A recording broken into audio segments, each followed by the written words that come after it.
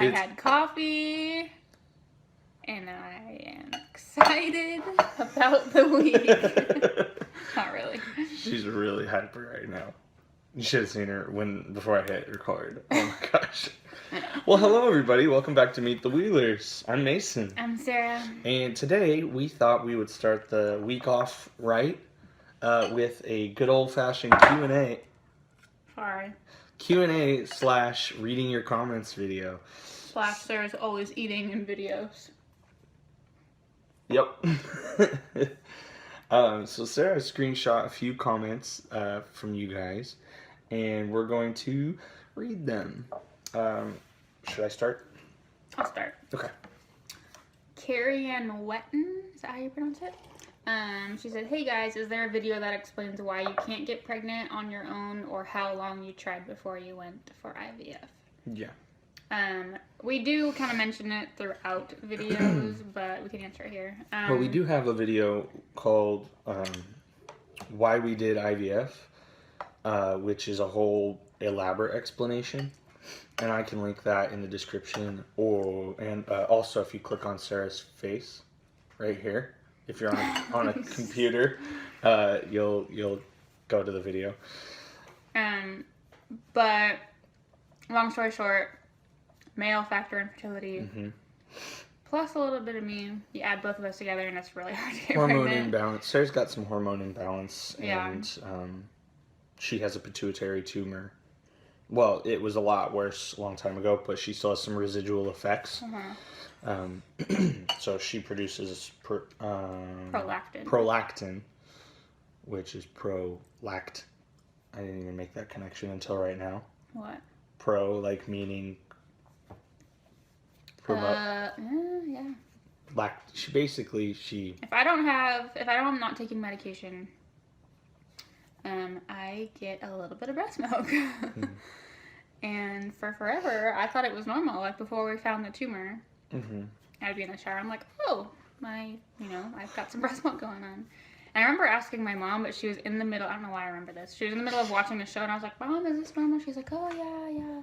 I'm like, "Okay." So I went years thinking that it was normal, and then we went to the doctor right before we got married, and she's like, "That's not normal. You probably have a pituitary tumor." Yeah. Anyway, so that's me. Mason has bad morphology. Yeah, that's the big one. Which, yeah, we always joke that I have hammerhead sperm.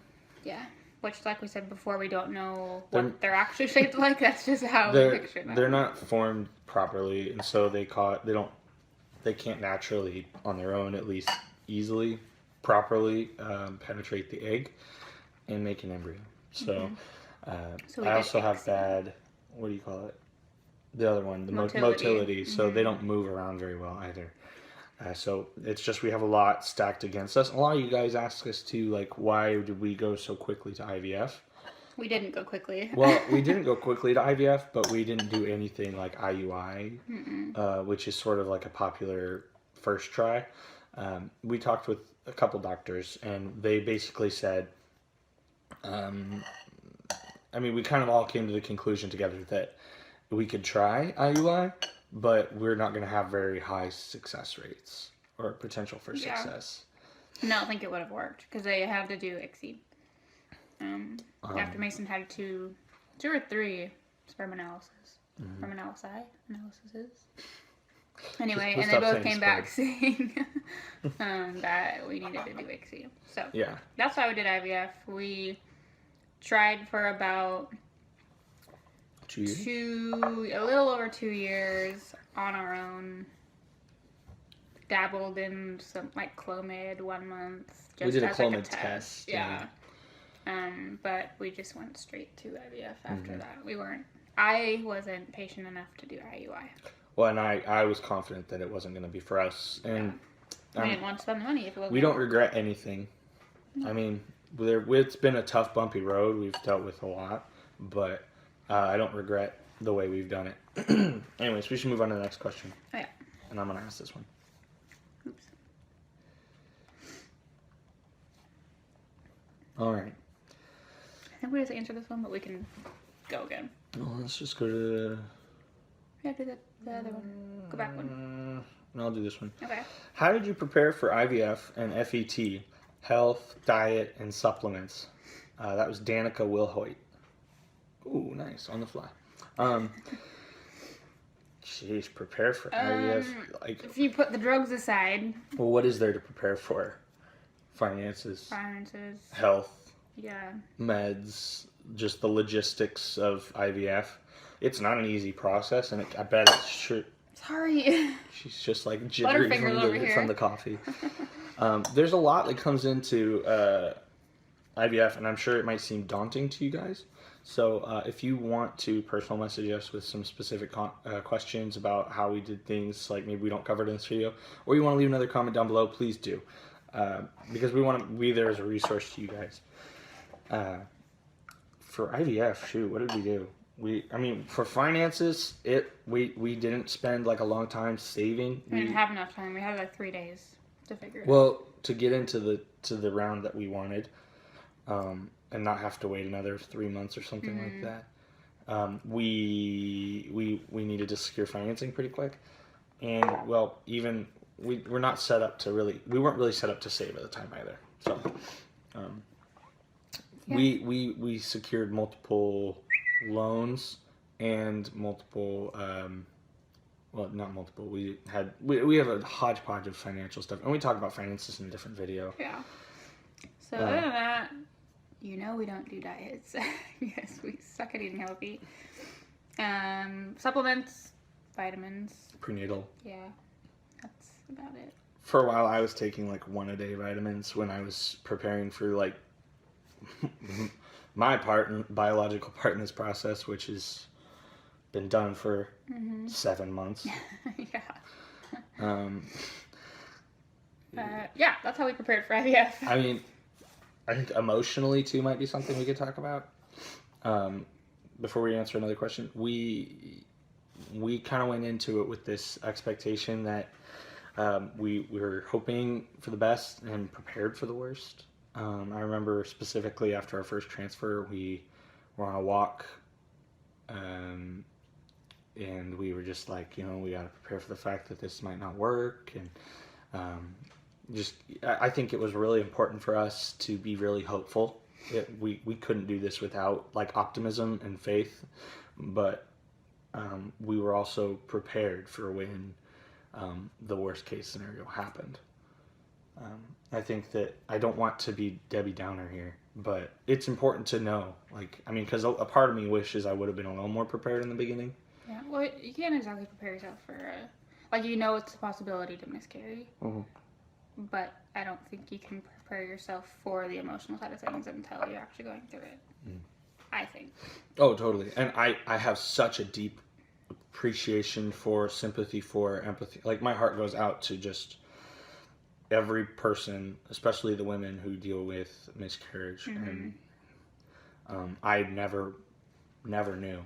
I knew my mom had dealt with it. I knew that it is a big part of her story, but I never knew the impact, emotional, spiritual, physical, everything. It's just, and it's so much harder when you've seen their little heartbeat and stuff. Oh, man. Yeah. Okay, we're gonna move on because it's Monday and we are gonna be happy this week. I'm gonna skip this one and go to this one. Okay. A Nelson. I don't know what your first name is. You just go by A. But Nelson. you comment a lot on our videos. Yes, thank you for joining our community. She said, "Hi Sarah, are you doing acupuncture? Really hoping this is your time." Thank you. Yes, thank you. I am looking into acupuncture. I actually called a fertility acupuncturist last night. They were closed, so I'm hoping for a call back today. They're apparently really well known in the fertility world around our area. So yes, I'm going to be looking into it, hoping to talk to them today. And yeah. I would be really curious if you guys had comments. We could do research on our own, but I'd be really curious to know what the benefits supposedly are. Their website, actually, I was looking at it last night. It says they do it for you too, for your situation. Oh, sweet. So maybe we'll both do it. Maybe if a couple's acupuncture. A couple's acupuncture session. Wonder if they have a eucalyptus steamer to go with this. What was I going to say? Maybe if we talk a lot about what we might do if this last transfer doesn't work. Maybe that's another thing we could do is go down the acupuncture route and go natural for a little while. I don't know. This really quickly. I know that we're running out of time, but we have discussed last night. We mentioned like if this next transfer doesn't work, we might not opt to go into another round. We might hold off for a year, maybe, and regather our finances. Yeah, because they'll refund us 90%. So we'll take the 90%, pay off some of the debt that we can, take some stress off of us, and then maybe move for a year. I don't know. Anyway, we have one more question, and then we gotta end it because I have to go to work. Is that baby aspirin?